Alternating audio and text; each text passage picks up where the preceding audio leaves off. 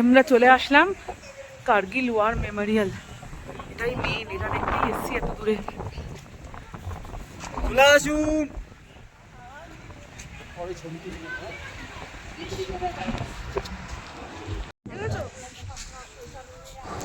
1999 সালে কার্গিলের সাথে পাকিস্তানের যে যুদ্ধ হয়েছিল, সেই যুদ্ধে শহীদ হওয়া ভারতীয় সৈন্যদের স্মরণে এটা কিন্তু তৈরি করা হয়েছে। যারা যারা সেই যুদ্ধে শহীদ হয়েছিলেন তাদের এখানে সব স্মৃতিসৌধ রাখা হয়েছে। যারা শহীদ হয়েছেন তাদের সব মূর্তি আছে এখানে।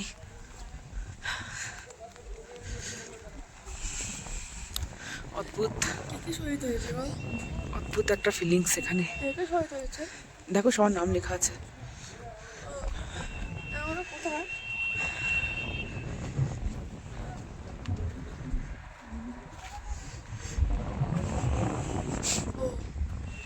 সরো, স্টিল ছবিটা তোলো, স্টিল ছবিটা তোলো। আগে মেমোরিয়াল ভেতরটা চল, আগে ভেতরটা চল, ভেতরটা যাই আগে দেখে।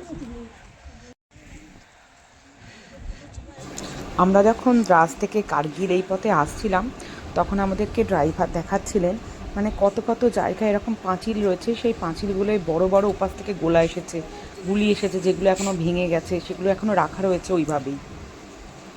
ভাবাই যায় না তখন সেখানে গ্রামবাসীরা কী করছিল, কিভাবে কী ছিল, এরকম হঠাৎ হঠাৎ করে ওপর থেকে এরকম আসতো, আগুনের গোলা পড়তো।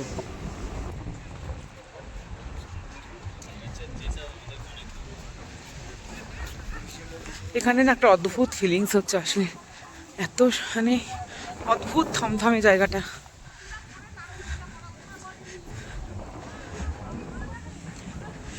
এই ঠান্ডায় আমরা দাঁড়াতে পারছি না, কথা বলতে পারছি না, আর ওই ঠান্ডায় ওনারা কিভাবে যুদ্ধ করেছেন ভাবা যায় না।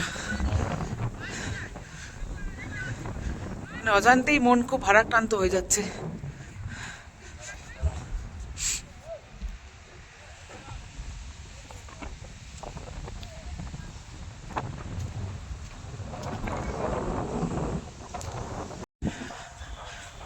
যেনারা শহীদ হয়েছেন তাদের মেমোরিতে এগুলো করা হয়েছে। কত জওয়ান মারা গেছে, হ্যাঁ ভাবা যায় না। এখানে 527 জন জওয়ান মারা গেছিল বলে উল্লেখ করা হয়েছে।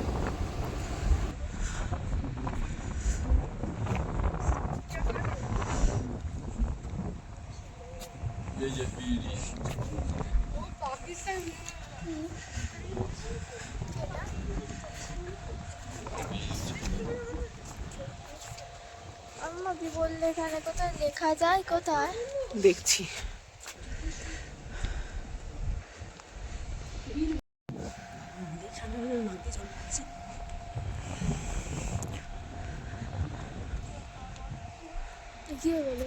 লাইট জ্বললো।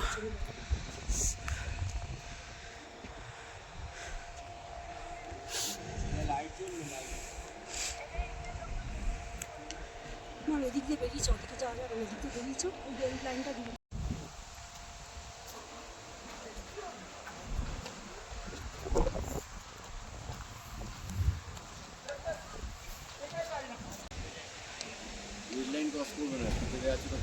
এগুলো কি হচ্ছে মাসি? হ্যাঁ, আগুনটা নিভে যাবে তো ওই জন্য চাপা দিচ্ছে। আগুনটা সারাদিন রাত জ্বলে, এটা কখনো নেভে না। ওই জওয়ানদের স্মৃতির উদ্দেশ্যে ওদের সম্মান জানাতে আগুনটা সারাক্ষণই জ্বলবে।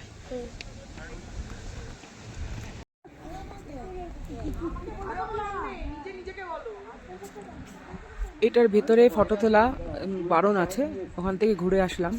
যারা যুদ্ধ করেছিলেন তাদের সবার ছবি, তারা বাড়িতে চিঠি লিখেছিলেন, তারা তারা যা যা বন্দুক বা কিছুগুলো গুলি এগুলো ইউজ হয়েছিল, তাদের জামা কাপড়, তারা কিভাবে কি করেছিল সেগুলোর মডেল সব কিন্তু সুন্দরভাবে ওখানে দেওয়া আছে।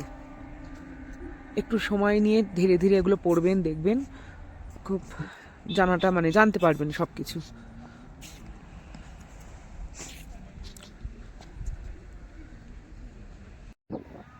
আমার ভিডিওগুলো কেমন লাগছে জানিও। যদি ভালো লেগে থাকে তাহলে প্লিজ একটু লাইক করে দিও, কমেন্ট করে জানিও কেমন লাগলো, আর শেয়ার করো।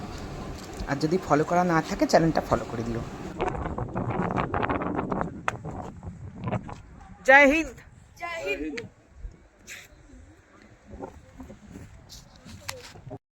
কার্গিল আমরা এসে পৌঁছালাম, এখন 7:30 বাজে। চলে এলাম আমাদের হোটেলে। ভীষণ সুন্দর দেখার মতো একটা প্রপার্টি, বিশাল বড় হোটেল, রিসর্ট আর কি। কিন্তু এতই টায়ার্ড, এই যে এখান দিয়ে নদী বইছে, দিনের বেলা আমি দেখাবো হোটেলটা ভালো করে, এখন শুধু এইটুখানি দেখালাম। আমরা প্রচণ্ড টায়ার্ড, সেই সকালে বেরিয়েছি, এখন প্রায় 7:45 বাজে, এই এসে পৌঁছালাম। না, রাস্তায় যেরকম ঠান্ডা ছিল এখানে কিন্তু সেই ঠান্ডাটা লাগছে না, এখানে ঠিকঠাক একদম প্রেজেন্ট ওয়েদার। রাস্তায় বরঞ্চ ওইখানে দ্রাসে প্রচণ্ড ঠান্ডা ছিল, মানে ওয়ার মেমোরিয়াল দেখতে গিয়ে আমরা সব কেঁপে গেছি। ঠিক আছে, চলো রুম ট্যুরটা দিয়ে দিই তোমাদেরকে, কেমন রুম। এই যে আমাদের লাগেজ এখনও নামানো হয়নি, দেখো সবে হোটেলে ঢুকেছি, মানে এখনও চেক ইনও করিনি, আমি জাস্ট বাড়িটা দেখিয়ে দিলাম। কি সুন্দর বসার সব দোলনাগুলো, কখন বসবো। আর এগুলো এই তো ড্রাইভার বলছে সকাল 7টায় আবার বেরোতে হবে, তাহলে কীভাবে আর এনজয় হবে।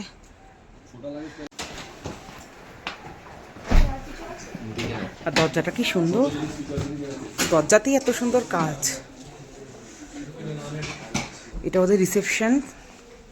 ওয়াও, কি অসাধারণ ঝাড়টা গো, মারাত্মক, দারুণ সুন্দর, দারুণ সুন্দর। লিফট আছে, কষ্ট করে সিঁড়ি ভেঙে উঠতে পারবে না। লাগেজ আসছে, ওনারাই সব লাগেজ তুলে দিবেন রিসেপশনে। এখনো রুম অ্যালার্ট হয়নি, সব বসে ওয়েটিংয়ে আছে। ঠান্ডায় সব কাবু আছে নাকি? এমন কিছু ঠান্ডা নেই এখানে, এখানে অনেক ঠান্ডা। কোথায় ঠান্ডা লাগছে গো? ভেতরে কোনো ঠান্ডাই নেই। আর ভেতরে কি ঠান্ডা আছে? দোলনায় দুলবে? মা বলেছে ঘর থেকে আর বেরোতে দেবে না তোমাকে আজকে। মা বলেছে এখনই ঘরে নিয়ে গিয়ে যে বন্দি করবে। হ্যাঁ, এই তো দোলনা, সেটাই তো বলছি, বাইরে সব দোলনা তো, সেটাই তো এতক্ষণ ধরে বলছি। ওর মা এক্ষুনি মারবে ওকে। এই দোলনার গল্প শুনেছে আর তর্স হয়নি, চলে এসছে। নদীটা দেখা যাচ্ছে না গো, এখানেই নদী। এই যে 2 বাদাও চলে এসছে দোলনায় দুলতে। মজার না মা?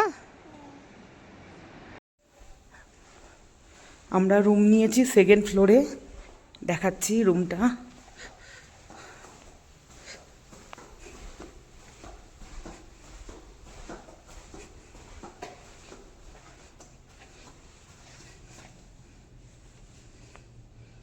ভালো, অনেকটা বড় রুম, লাগেজ ঢোকানো হয়ে গেছে।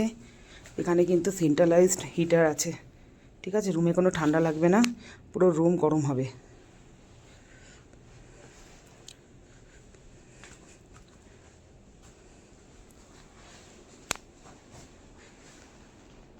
এখানে আমি একটা কিং সাইজের বেড আছে,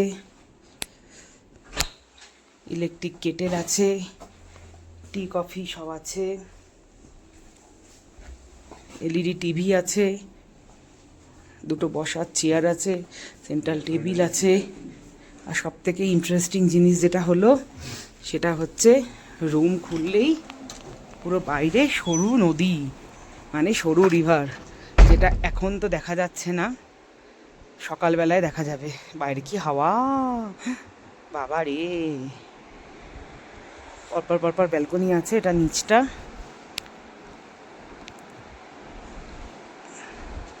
আচ্ছা, বাথরুমটা একবার দেখিয়ে দিই।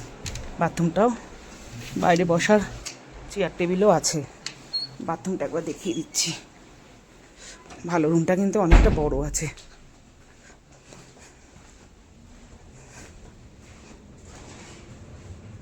এটা টয়লেটারিজ দিয়েছে, এখানেও আছে, হেয়ার ড্রায়ার আছে, বেসিন, টাওয়েল। বা এটা পুরো কাঁচের, এখানটা এটাও পুরো কাঁচের আছে।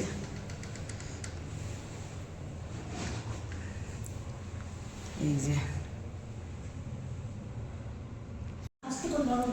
এটা ওদের ডাইনিং এরিয়া, আমরা খেতে চলে আসলাম।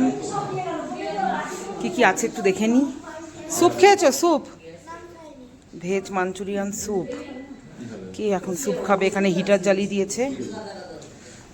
কি আছে গো খাবার? অনেক খাবার। চিকেন আছে তো, মানে ই মা, এটা তো খুব বাজে।